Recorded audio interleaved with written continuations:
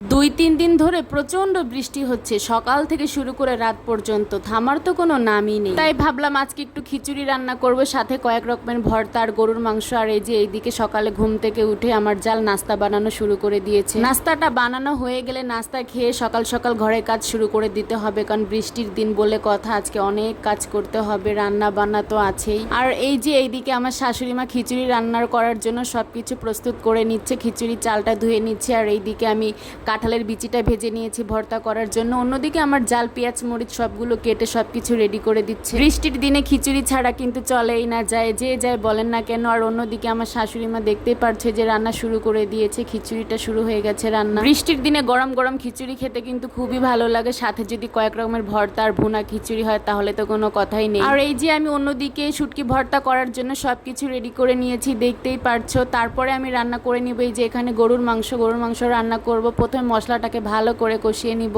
মশলাটা কষানো হলে ওর মধ্যে আমি গরুর মাংসগুলো দিয়ে দিব। গরুর মাংসটা ভালো করে কষানো হলো, আলুগুলো দিয়ে দিব। বৃষ্টির দিনে এরকম খাবারগুলো কার কার কাছে ভালো লাগে অবশ্যই কিন্তু কমেন্ট করে জানাবে। আর আমি আজকে কি কি করলাম তোমাদের সাথে শেয়ার করলাম, আর ভিডিওটা কেমন হয়েছে তাও কিন্তু অবশ্যই জানাবে। ভিডিও বানাতে যতটা কষ্ট না হয়, ভয়েস দিতে কিন্তু তার চেয়ে দ্বিগুণ কষ্ট হয়। যারা কন্টেন্ট ক্রিয়েটাররা আছো তারা তো অবশ্যই জানো যে একটা ভিডিও বানাতে ভয়েস দিতে কতটা কষ্ট হয়।